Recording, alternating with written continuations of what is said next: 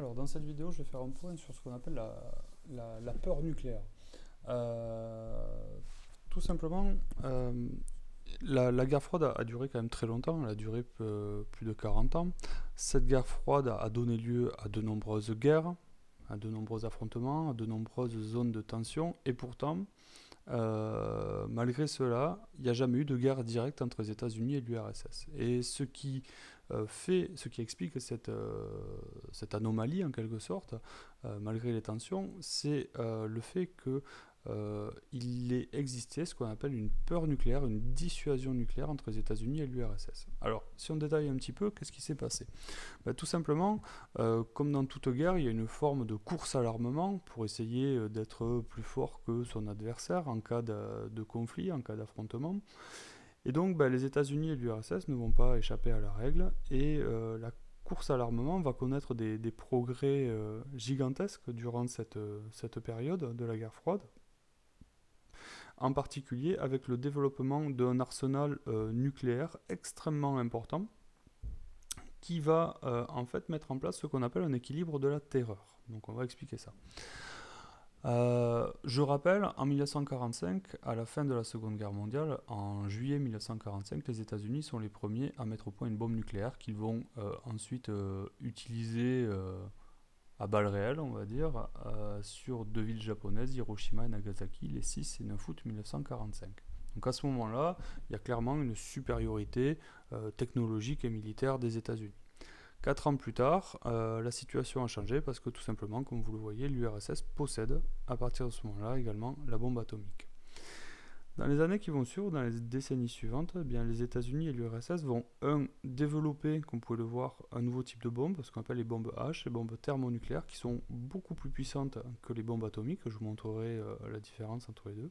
Et puis, ils vont développer également une capacité nouvelle, c'est-à-dire la capacité à envoyer ces armes nucléaires très très loin, à très longue distance, et par des moyens extrêmement difficiles à arrêter.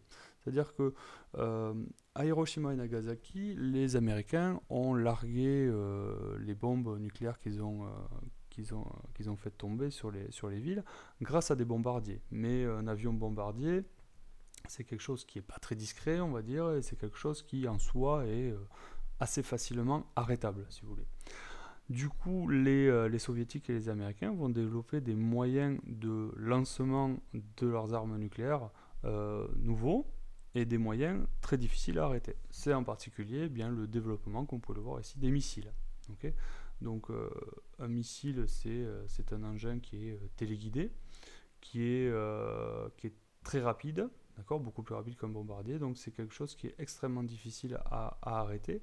Et donc du coup, on va développer tout un arsenal nucléaire qui va permettre finalement aux États-Unis et à l'URSS de pouvoir s'affronter directement à plusieurs milliers de kilomètres de distance. Donc si on regarde ça un petit peu en détail pour comprendre ce que ça implique, je suis sur ce site internet qui permet en fait de voir un petit peu, de mesurer la puissance des bombes nucléaires. Alors, on va aller sur la carte de notre chère commune de Rio-Minervois. Voilà. Et donc on a la commune de Rio-Minervois. Ici, vous avez le point d'impact de la bombe nucléaire qu'on va lâcher. Dans un premier temps, on va faire un test avec tout simplement la bombe qui est tombée à Hiroshima. Voilà, on fait exploser la bombe, ça donne ça. Comment est-ce qu'on lit le schéma? Bon, en gros, jusqu'à ce cercle orangé là, tout est détruit. En gros, tout est détruit, tout le monde est mort. Voilà. Donc là, on a à peu près 100% de destruction et de mortalité jusqu'à cet endroit-là. Donc ça, c'est pour la bombe A. Si on teste maintenant la bombe H, alors la plus puissante qui a été développée par les soviétiques, qui s'appelle la Tsar Bomba, ça donne ça. Donc même chose, on largue sur Rio Minervois, et le niveau de destruction, comme vous pouvez le voir, c'est pas tout à fait le même. C'est-à-dire que là, la destruction, elle est totale, jusqu'à Castelnaudary, jusqu'à Narbonne, jusqu'à Béziers. Okay.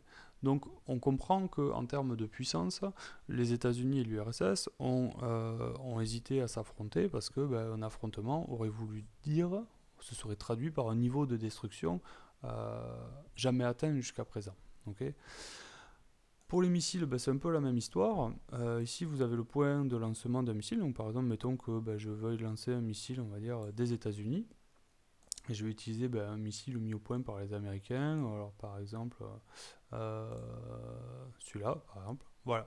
Avec ce missile-là, vous voyez, toute la zone qui est passée en bleu, si vous voulez, toute la zone avec, vous voyez, cette petite cible, d'accord, je peux toucher n'importe quel endroit du monde.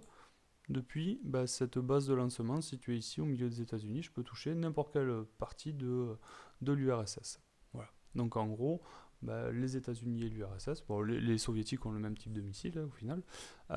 Donc en gros, si les États-Unis et l'URSS s'étaient affrontés, ils auraient très bien pu se détruire mutuellement l'un l'autre et puis détruire avec des dommages collatéraux les pays voisins et les autres également. D'accord. Donc du coup, en fait, cette course à l'armement a eu un effet finalement assez paradoxal parce que à cause du développement d'un armement nucléaire, on aurait pu, ça fait monter les tensions quelque part, mais en même temps, ça a permis de réduire les tensions parce que à cause de cette peur nucléaire, les États-Unis et l'URSS ne se sont jamais affrontés directement. C'est ce qu'on appelle l'équilibre de la terreur. C'est ce qui explique pourquoi est-ce qu'en 1962, au moment de la crise des missiles de Cuba, États-Unis comme URSS, c'est-à-dire Kennedy, président des États-Unis, et Khrouchtchev, président de l'URSS, ont cherché un accord pour éviter justement de s'affronter, parce que s'il y avait un affrontement, ça aurait été une guerre nucléaire. Voilà, je vous remercie de m'avoir écouté.